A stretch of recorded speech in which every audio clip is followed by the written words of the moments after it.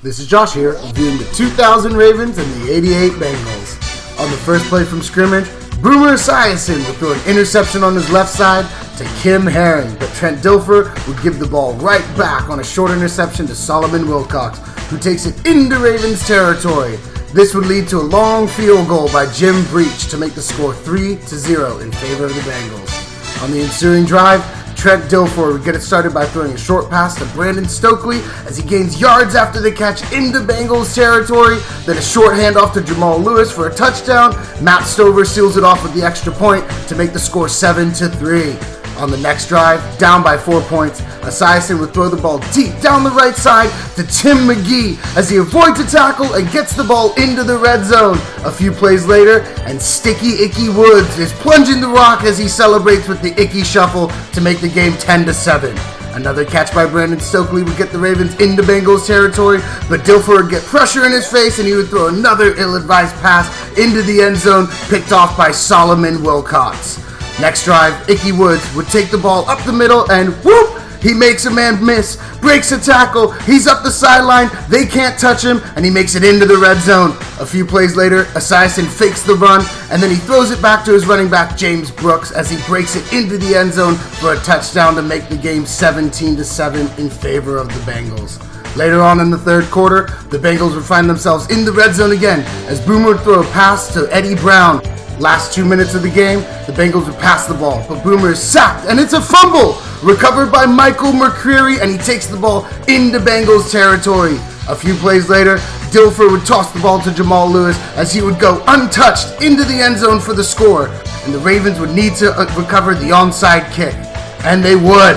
However, they were unable to do anything with it as the Bengals come away 24-14, with Trent Dilfer really having a huge issue throwing the ball. Now the 68 Jets at the 1990 Bills. Joe Namath would start out quickly, throwing over the middle to George Sauer, avoiding a tackle, getting into Bills territory. Few plays later, over the middle, the skinny post to George Sauer for the first touchdown of the season for Joe Namath, making it 7-0 after a Jim Turner extra point.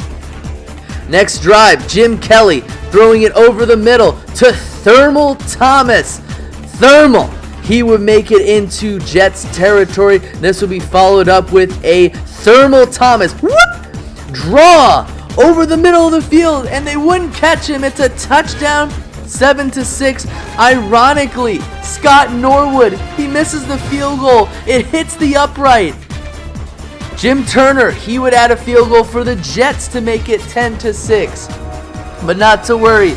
Jim Kelly would get it started in Jets territory, throwing it down the right side. It's caught by Thermal in the end zone, scores 13-10. Don Maynard, he would catch a pass down the left side by Joe Namath.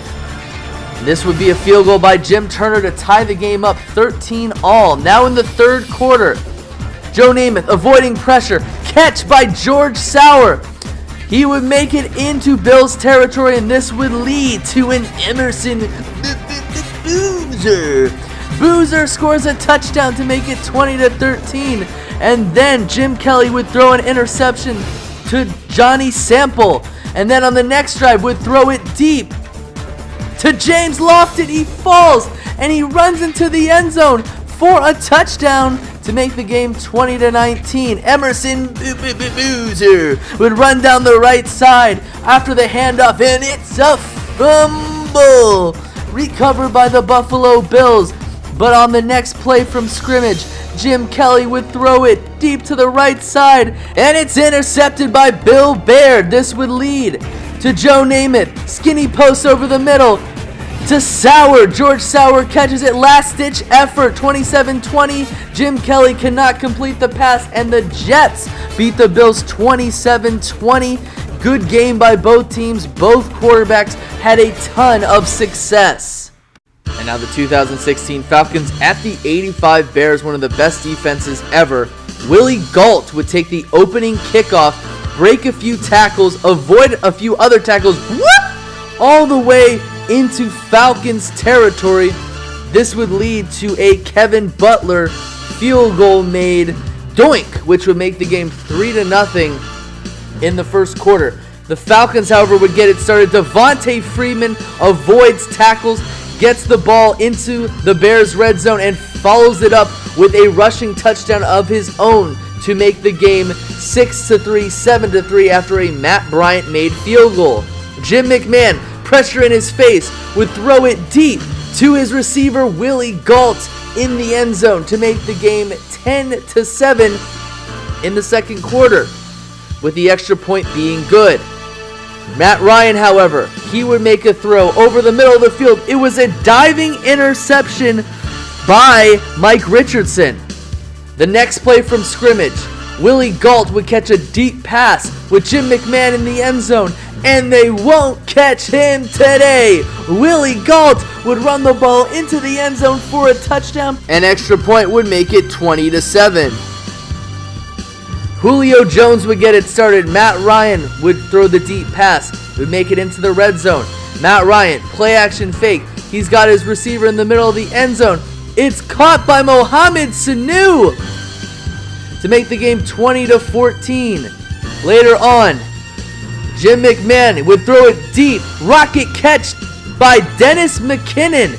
Dennis McKinnon would run down the sideline, avoid a few tackles. They would not catch him today. Dennis McKinnon catches the third touchdown by Jim McMahon. Matt Ryan, he would need to get it started 27-14 as it is caught by Devontae Freeman. Bad sight as Willie Gault would have to get tended to. He would be out for the rest of the game with an injury.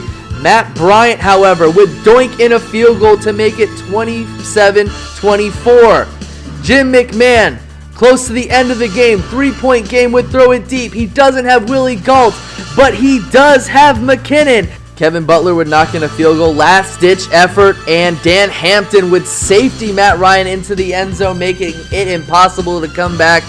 The Falcons lose to the Bears 32-24.